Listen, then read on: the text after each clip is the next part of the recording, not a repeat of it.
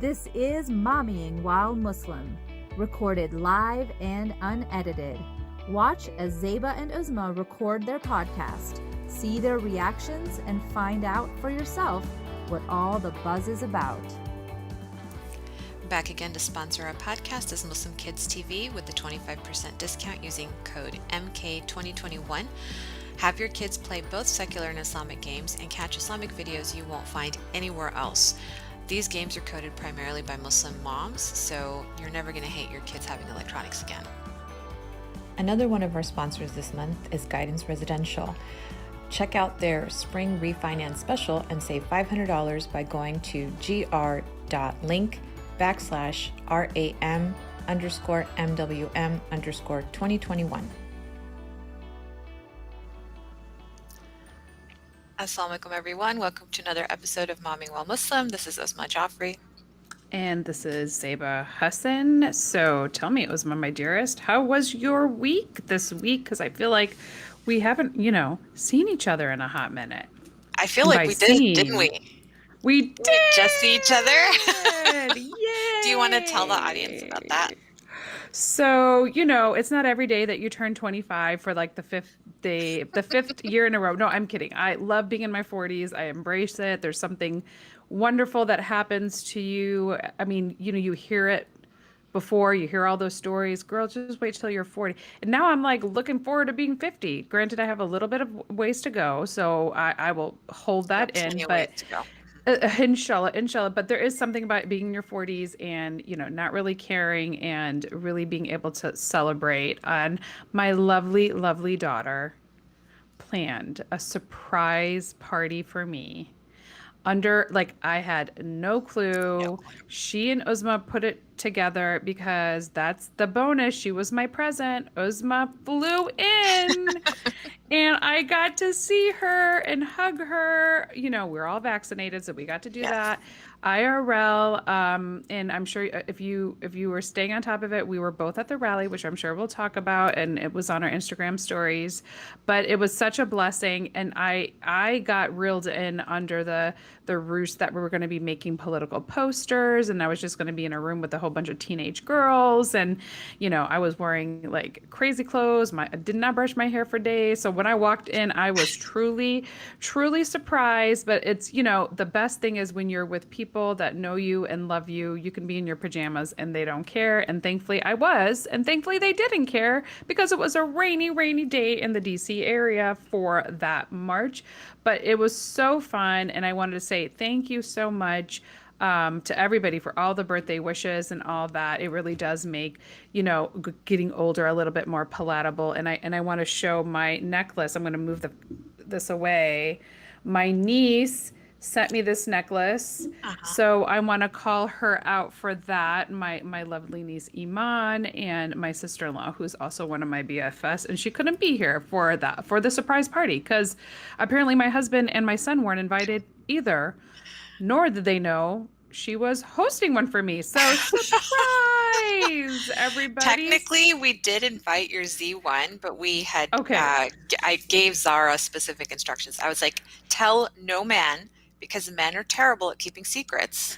They conveniently forget. But I was like, you can tell Z1. But according to her, Z1 was busy, and he was, right? Yes, he was getting ready for the SATs, and he was going to prom, all those things that happen when you are in, when you're in that stage of life. But the beauty is that's a present, right? Like I have a daughter that was like, I want to throw a party for you. I have a son who's going to prom, and, he's like, are you guys by the Lincoln Memorial? I want to take a picture with all of you guys, so it's all just 35,000 of us. Literally, he's like, where are you? But of course, all the prom pictures ended up being done at the Jefferson Memorial instead of the Lincoln Memorial. But it was such a blessing to be able to, share, something that we both feel so passionately about, like IRL in person. You were here literally for a hot second, for 24 hours. So thank you for spending a big chunk of that time with me. Inshallah, for many, many, many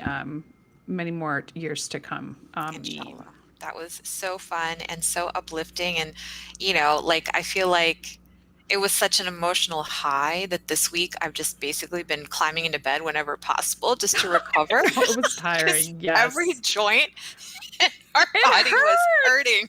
I'm like, why is everything hurting? Because And yeah, girls, it was you take hurting. 3 hours of speeches, which were excellent, and you're standing in the rain. You know, rain is not good for joints. Don't ask me why, ask a naturopath, but it's just not good for your joints.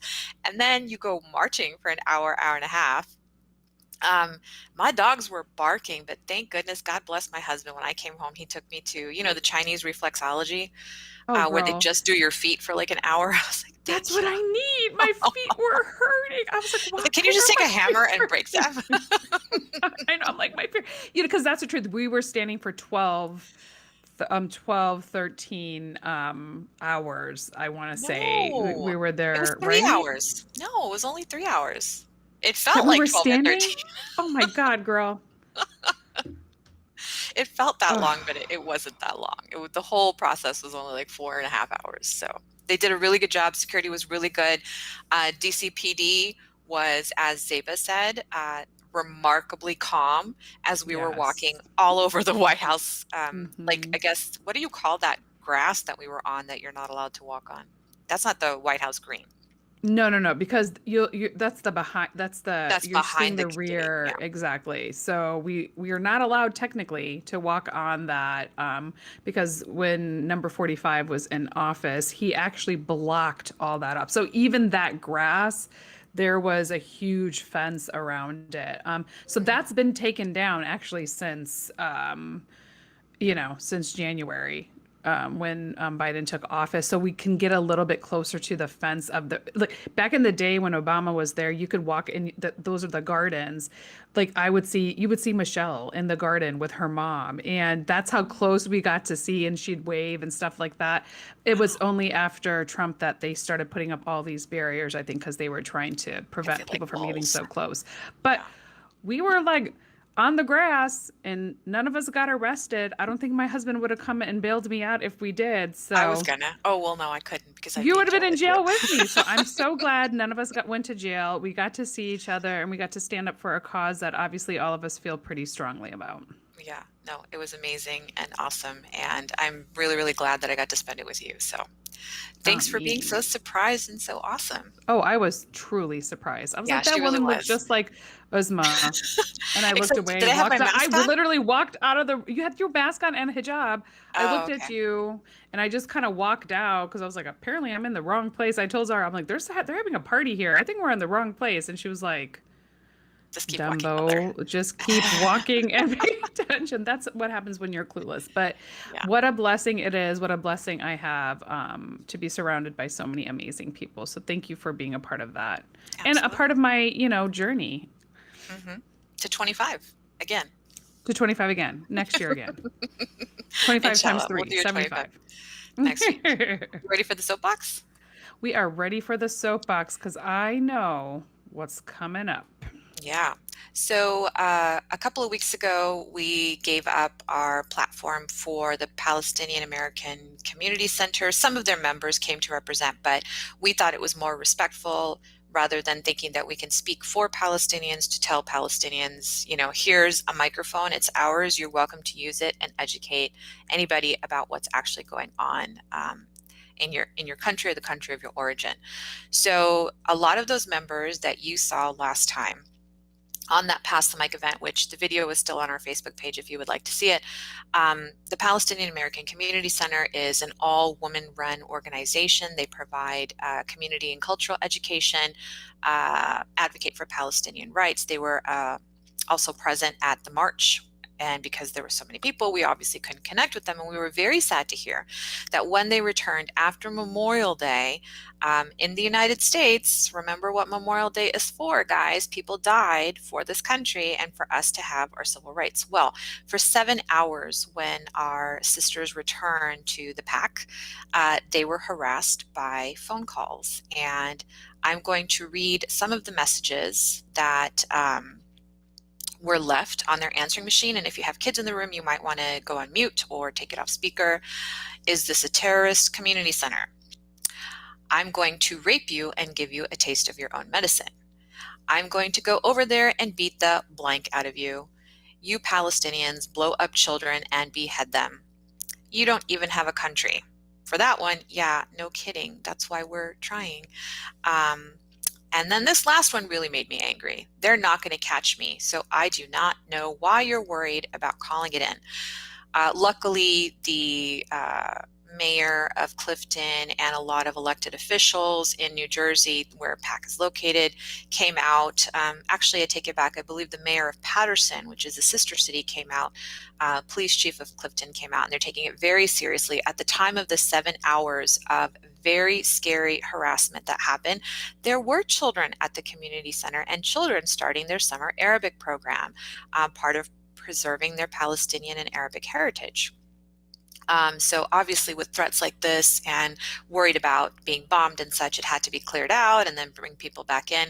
Well, now hopefully there is better security presence over there provided by the city. It's been promised to them. And this is, I believe, labeled a hate crime. I have still not heard it labeled a hate crime.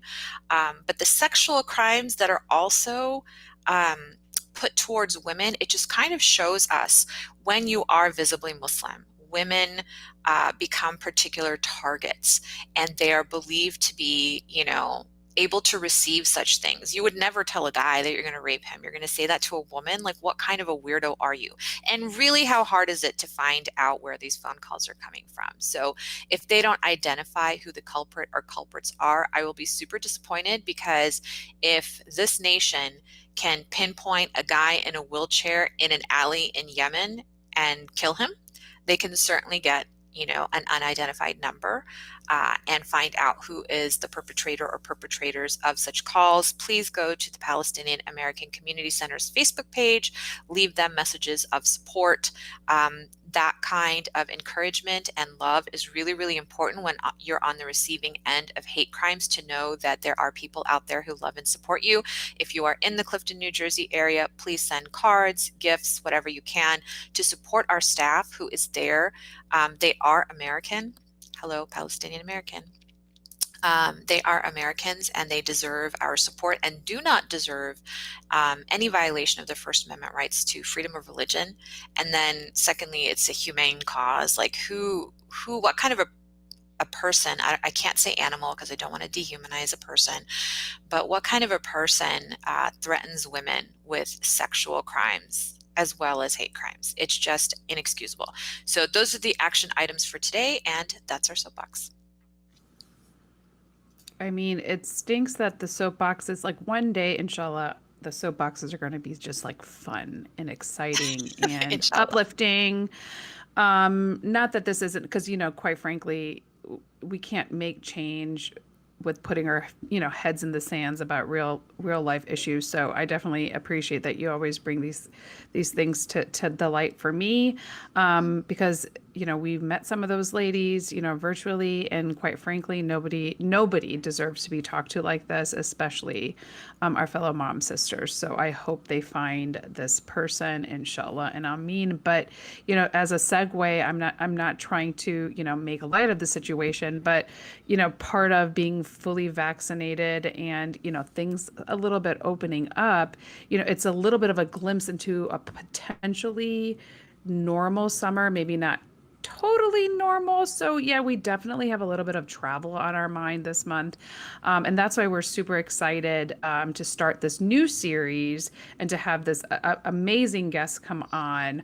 And we're going to talk a little bit today to Adeeba Jafri. And, I'm feeling a little uncool because I don't have Jafri as a last name. And quite frankly, Uzma is also like, there's no relation, believe it or not. It's kind of like I try to explain to our non-Muslim folks, like Hassan, Jafri, Hussein.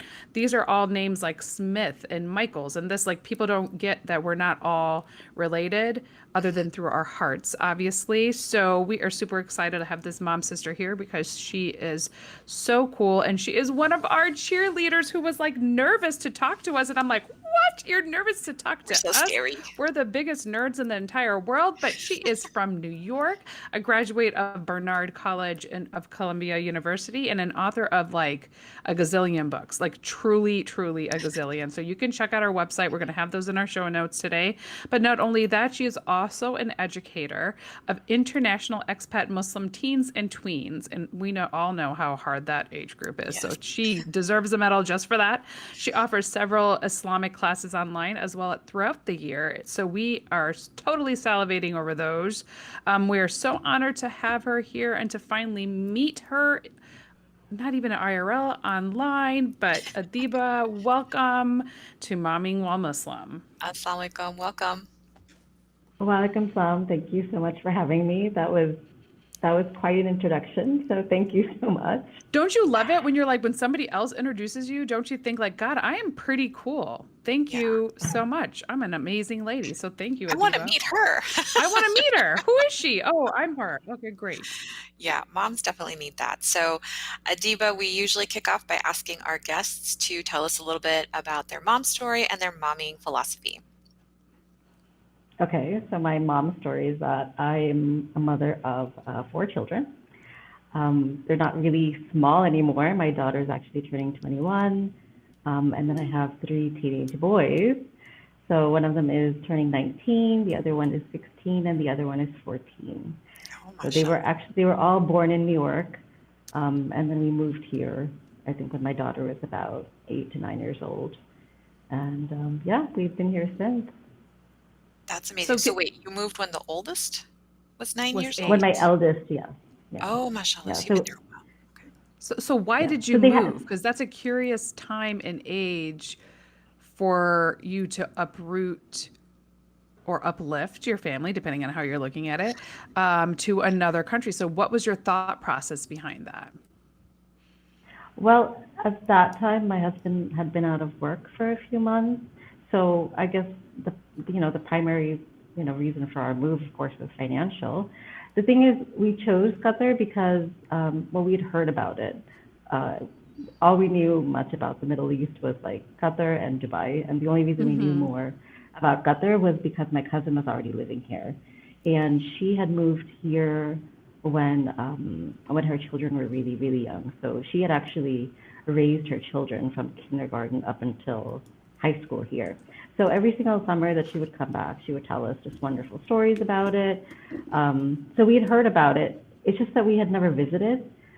So, but still, I mean, for us to get a job, for my husband to get a job at that time, when we had 4 little kids, and to be told that really it was only a 2-year contract, I thought, okay, well, we can do this.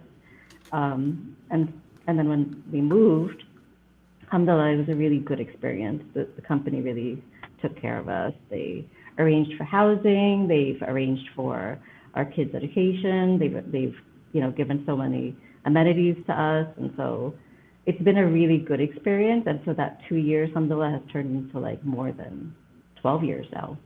Oh, wow. Yeah. Can you talk to our audience a little bit about, you spoke about some of the advantages that you had as a result of the company, but as an expat, what do you think are some of the advantages and maybe a couple of disadvantages of living away from America? Well, advantages, I would say, okay, well, first off, to the audience, I do need to let people know that I have a very specific perspective, which is that we have blue passports. And for anybody who has like lived in the Middle East, that they would know that does make a big difference in your experience as an expat. It also depends on the package that you're the breadwinner, whoever the company is sponsoring, what sort of package they're going to be getting. And like I said, that will definitely depend on your nationality. So I have to say that we're, in my case, that I'm privileged enough to work. Like, I don't have to work, but I mean, but that's not the case for a lot of expats. So I do want to actually let people know that that's a very specific perspective. So advantages, one would be just travel. So we live in a really great location. We are very close to a lot of different other Muslim countries. So it's pretty common for us to over the last 10 years, just to be able to travel and to know that it's actually just like a local flight. So, for example, we've been able to go to Umrah for like every single year that we've been here. Alhamdulillah, like Oh, my kids have had the opportunity to just travel even on their own. So it's strange that when I explain to other people that regular school trips might involve, going to the library or going to, The zoo. um, yeah, going to the zoo. And then here, my kids, like my seventh grader, traveled to Oman for a week. Wow. My son, he traveled to India for like a badminton tournament. Just oh there's my just crazy goodness. opportunities that I do feel like expats are able to get while they're here. But even then, like I said, it's my kids are going to a very specific school. They're going to the American school, so not every expat I think would be able to relate to that. But for the most part, people do move because of those perks. So you talk So yeah. about the friends that leave the expat life. So like you're there, you're in Doha, then they leave. How does that affect you living in that living and being kind of left behind, good and bad? Or how do you deal with leaving your friends here in the States and being abroad? Especially like even trying to figure out a time zone for us to record this conversation, right? What took a little bit of planning to do. So how do you kind of make sure you're keeping in touch with the people that have been a part of your life? Well, with the family, that initially when we moved here, that was my biggest issue because Mm-hmm. I had raised my kids in New York for the most part, and it was great to just be around family. I could take a sick day. My parents were about an hour away. My sisters I could call anytime. I had cousins nearby. So moving here, all of a sudden, you have to factor all of those things in that you're Mm-hmm. mentioning, just the time zones. And I would call my sister in the middle of the night by accident. It was just, she wasn't always very happy about that. And, Yeah, it's just like, do you but, know what time it is? I'm trying to sleep right You now, can lady. always wake Stop up your calling mom though, and me. she'll be like, "Is everything okay?" Yeah. But your right, sister, no yeah, no. way. Yeah, your sister's gonna yell at you. She, yeah, I've been yelled at quite a few times. It's time zones and everything. Yeah, I think we just kind of got used to it. Hmm. We've gotten used to a very weird lifestyle of just constantly saying hello and goodbye to people, whether it's Oh. friends or whether it's family. It's a really weird. Either you get really really attached to people all of a sudden because you have absolutely nobody around you, and so your friends sort of just become that family. Your neighbors become your family just because you have nobody else to rely on. You become actually really close to your spouse. You become very close to your children as well, Hmm. because they really don't have anybody else. So that whole experience, I mean, it's not the same as moving, I think, from one city to the next within the US. This is like you're being completely uprooted. And so, it's a bit unnerving. It's hard, but I think you just kind of learn so much about yourself, and you learn so much about your children. You learn about like your relationships and how you are as a person and how you're able to cope just by being in that situation. And I think, for us, we like I said, we really thought it was going to be just a 2-year experience, and a lot of people do experience that they're just gone. Like I've had kids in my class 1 year, and then like 6 months later, they're like, Miss, we're moving to Switzerland. I'm like, okay. So No. yeah, so Could be a lot I'm worse. like, okay, Switzerland's not so bad, man. Chocolate. Yeah, yes, exactly. yeah. Um, I had this one kid who was really close to my son, and he was just so nice, and he just said he was like, Miss, I have to move to Belgium. I was like, and I really did think I'm like chocolate, but it's just, Oh, or but you waffles. We just can't, found out about waffles from right. Costco. The Belgian waffles from Costco Costco. waffles. Right, but you can't say that to like a seventh grader who Yeah.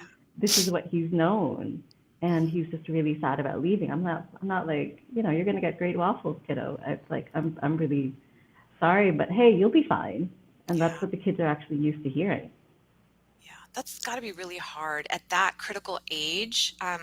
I've known like maybe a handful of people who have moved around a lot or lived an expat life or what they call themselves. I've heard them say third culture kids as well. Yeah. Um, and the one thing I notice is they're super resilient, super self-reliant and independent.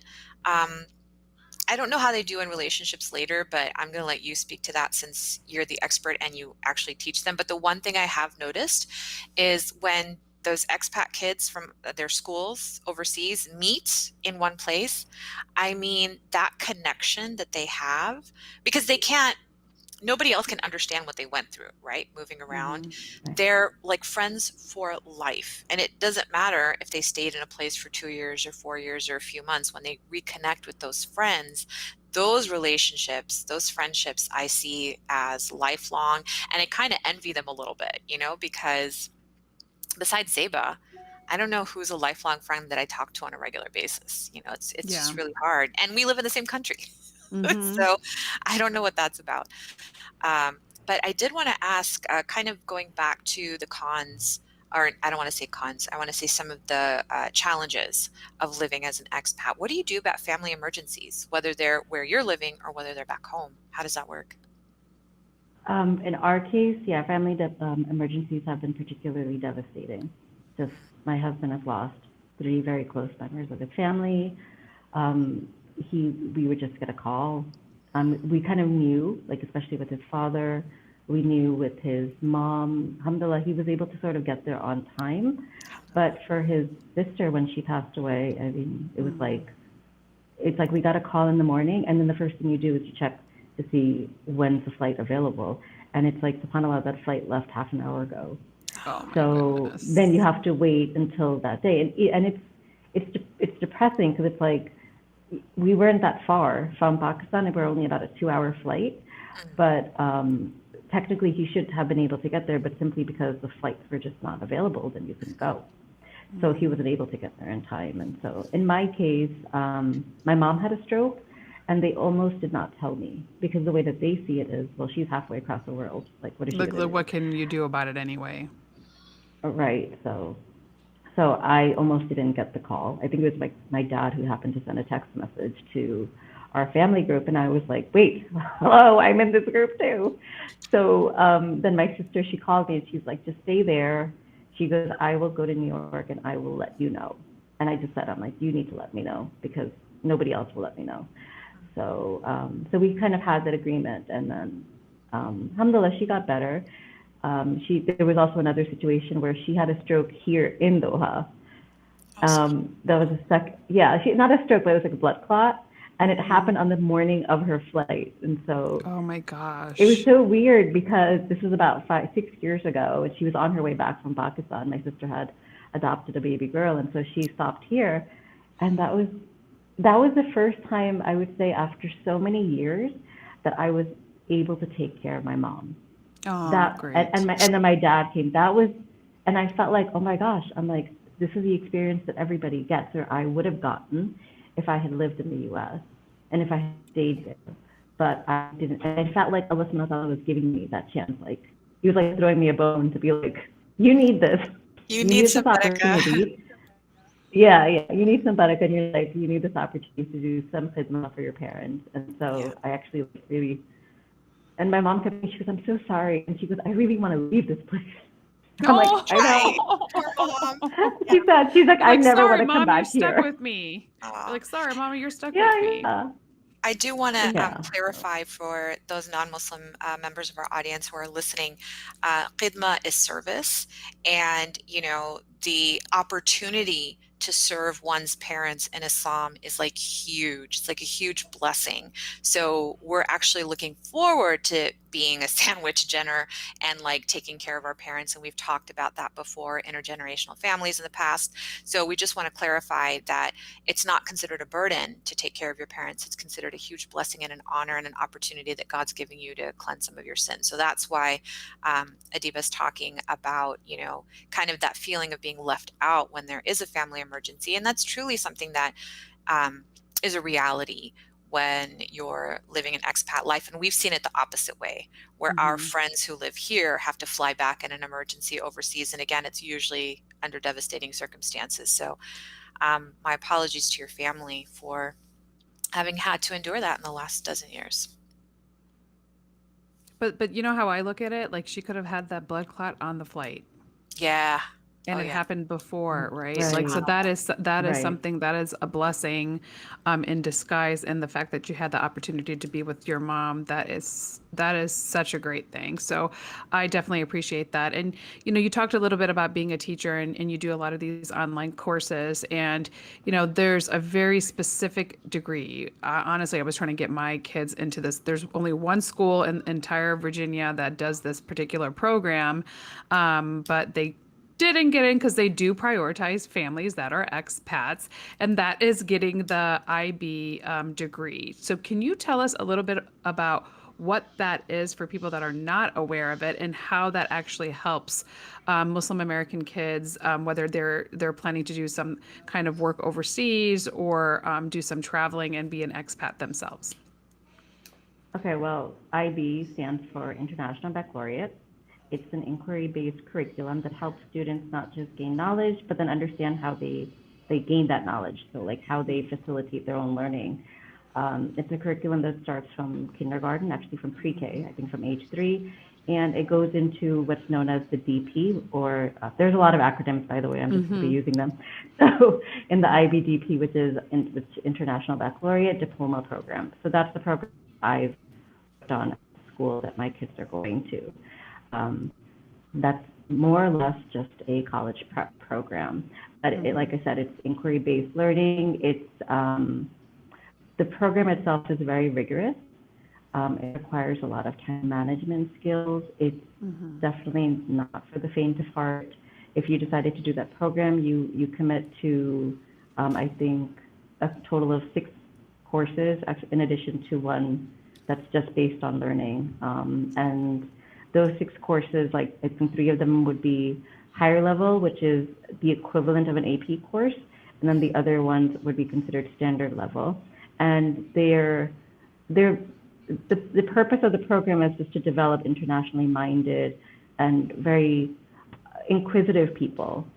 So whereas I compare it a lot to the AP program. So you would consider it an AP course, and you would say, okay, well this course is very knowledge based. The IB program focuses more on skills. So a lot of the tests, a lot of the assessments, and those assessments are all externally graded. They're very skill oriented. So the purpose then is for these kids to be able to go out, and when they go to college, from what I've heard and from what I've seen from the kids that I've worked with, they're very well prepared for college. So that even if they haven't learned the exact material in high school, they've learned the skills on how to be resourceful and how to learn that new knowledge. So yeah, that's why I'm just a big. I could talk about it for hours on this. I love because that. I've learned to be an IB coordinator, and I actually do love the program. I think it's very, very Muslim friendly. My daughter she was in, I think, 10th grade, and she was recommended to take the full IB curriculum, the whole diploma program, and I said no, just because I was like, I don't know anything about this, and the way that I thought was, well, you're just going to go back to America, and I wasn't aware that what the country that's actually the biggest supporter of the IB program is America. Right. Out of, I think, 5,500 schools worldwide, like over 2,000 of them are just in the U.S. So I actually discouraged her from doing it. She still did half and half. She did like a hybrid, where she did half IB courses and half AP. And I just saw a huge difference in the curriculum. I saw a huge difference in the type of work that she was doing. It was a lot more critical thinking. It was a lot more analysis.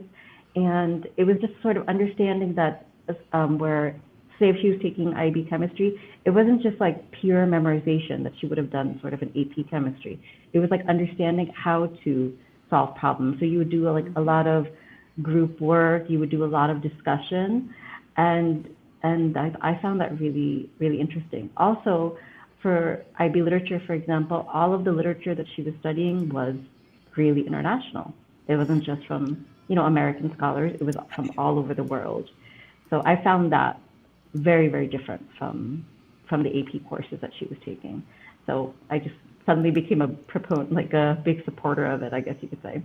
Yeah, I've always wanted my kids to go, and that's my goal because our local high school has an IB program. So, as Adeeba said, there are the majority of IB schools are here in the United States. So, if you wanted your kids potentially, I mean, think about it. If you go overseas in a lot of countries, university is free, and we all know that it's not in our country. So, if your kid had an IB, that credit transfers to certain other universities internationally. And to have Yeah. either a subsidized or a lower cost higher degree, even if it's from another country, we as immigrants and former colonized people have put such emphasis on the American degree, and nobody ever asks for a copy of your degree, and the people who are touting it are doing it for like specific reasons. It doesn't have to be that. You just want to raise educated, good humans, and that can happen anywhere in the world, and no place is not good enough. Remember, universities did not start in the United States. They were first founded in a Muslim one. So it's okay to go back to your formerly colonized home countries and get your kids educated over there. What I hear about the IB program, from what you're saying, Adeeba, is it's kind of like a marriage between AP and problem-based learning curriculum. And so if you don't know what PBL is, you can look that up. There's a lot of research done on it, and it's super duper cool. I love that you're teaching ages that we would never touch with a 10-foot pole, and we do it under duress because they're our kids. But because you work with them, you write about that age group. So tell us about the evolution of your writing career, and a little bit about your latest YA book coming out. I started writing when my daughter was about a year old, so you would say this was about 20 years ago. There was Oh, wow. there were hardly any books that were available that were very kid friendly. So, you could find just books at the fairs, and you could find them, but they were just very, like, just the writing was very rigid, and I just didn't really like it. And I remember I was Representative expecting literature. that, but even the books that you would find in, say, the Muslim bookstores, they just weren't very kid friendly. Right. So I was expecting with my number two, as I usually was with one kid or another.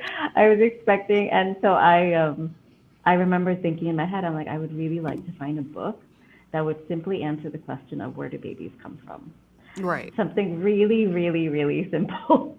And so there was this one publisher, I think it was called Good Word Books, and they were really churning out Islamic books like left, right, and center. And so I wrote to them, I emailed them, and I sent them the manuscript. They loved it, and then they asked me for a couple more. So I think the first book, which is called The Baby Garden, it did go out of print, but funny enough, there are copies of it available in some countries. And a friend of mine There's one recently in just our told me Islamic that. school library. Oh, okay. They're apparently in Dubai too. Oh. So, and there are a lot of them actually available in Pakistan, but I don't know where. And so the publisher basically purchased the material off of me, and then they published it as they felt. Yeah. And then the second book that I wrote was called Alia and the Story of the Rose. So that answered the question of why does mommy wear hijab?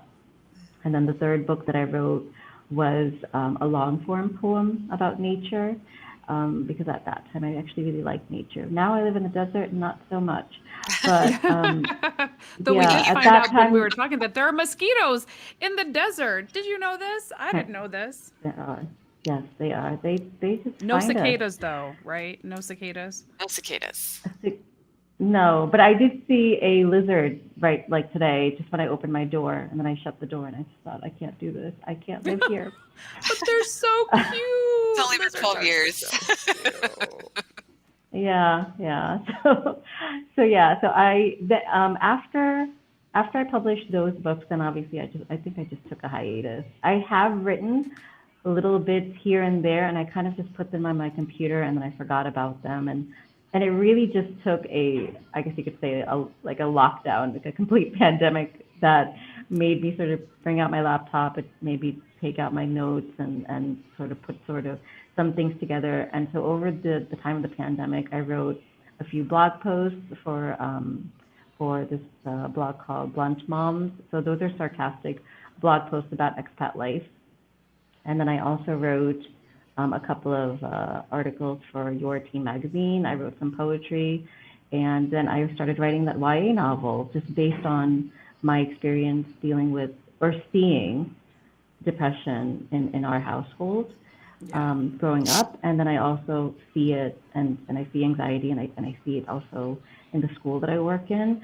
So I think the culmination of all of those different experiences, I just put them together, and I channeled it into this book. So I hope, inshallah, that it gets to the right person. It just gets out there, and it helps anybody, any teenage girl who just kind of wants to be seen. And I think that's actually what it's about. Great. It's just about being seen. Especially right now when there's so much noise, right, around us. And that's, I think, one of the biggest issues with our teenagers is because there is so much noise. It's hard to you want to have your own independence, but you want to also blend in. It's just such a weird, awkward stage. Throw in social media and hormones and cognitive frontal lobe, dopamine imbalances. Guess what? It's a really tough age. So the fact that you're even trying to write about it and put it into words for people to understand, I definitely appreciate it.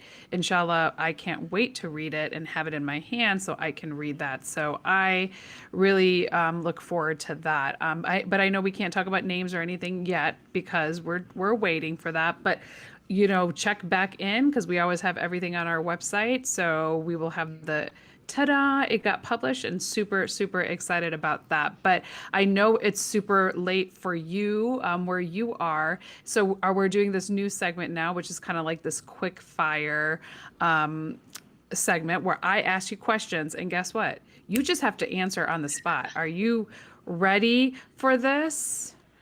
No, this is like playing taboo. It's like evil. It is like playing taboo. I am like the worst at playing taboo, but okay. But guess what? This is all about you. So I promise you're going to know what to say. And Joe put the timer up, and we are going to try to get as many questions done in a minute as the timer starts ticking. It's kind of like Family Feud. Okay, so we talk a little bit about what you like to do in your downtime, but when you're not working with other expats kids, what are you doing with your time other than writing? I'm at the gym. Oh, girl, yes, I love it. So what are you reading currently? From Blood and Ash. I'm a fantasy book addict. I'm just complete and unapologetic. Anything that has to do with fantasy and like world building and lots and lots and lots of political issues. Oh yeah, I'm there. Okay, so you read Sabat Tahir too, right? Yeah. I'm what? You read Sabat Tahir too, don't you? Yes, I did read that series. Okay. I'm writing it down so I can read this. Write it down. What is your most used emoji? That crazy face one? Yeah, that's it. Mine is the rolling eye emoji. Okay, so if you were to win a Olympic medal in anything, what would it be? Sarcasm. Ooh, and we did it in time. Good job. I would never peg you to be sarcastic, but you're so sweet. I hope you have sarcasm in the YA book. Mm-hmm. I think I do. Okay, good. All right, that'd be nice. I hope I do. Humor. Now I'm gonna have to go through it. I'll be like, wait, can I just add a little bit? It was supposed to add some sarcasm. Let me add that in chapter 2, page 34. But we're gonna have it in our show notes. However, just for anybody who is not good at looking up our show notes, because I'm looking at you, everybody who doesn't read the show notes, at Adeeba Jafri, altogether _official is Adeeba's Instagram, and then you can check her out on adeebajafri.com, and that's her website. So you can see, I think all of the books you've written are listed on there, and you can look out for the announcements for the new book.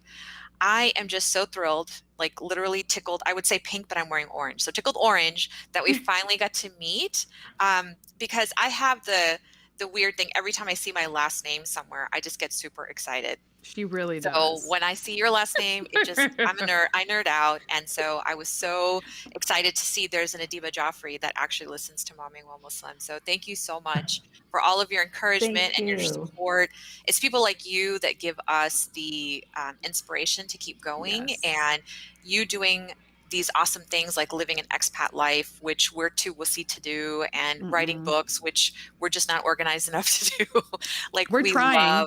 Yeah, we're trying, but We're you're trying. the inspiration. Absolutely. So any of your expertise and what you've shared with us today, we know even if it helps one person that you're going to get the barakah for it. And we hope that we get to kind of, ride on the Tag tails of that. along. So jazakallah khair. Mayakam, thank you so much for having me. This was a wonderful experience, so thank I'm so you for glad. giving See, me she that stayed up all platform. night for nothing. Yes. Now you get to All right. get some sleep, girl. Yes, absolutely. Thanks so much, Adeeba. We'll talk to you You're soon welcome. on our socials then. Assalamu alaikum, everyone. Assalamu alaikum. Back again to sponsor our podcast is Muslim Kids TV with the 25% discount using code MK2021. Have your kids play both secular and Islamic games and catch Islamic videos you won't find anywhere else. These games are coded primarily by Muslim moms, so you're never going to hate your kids having electronics again. Another one of our sponsors this month is Guidance Residential. Check out their spring refinance special and save $500 by going to gr.link/RAM_MWM_2021.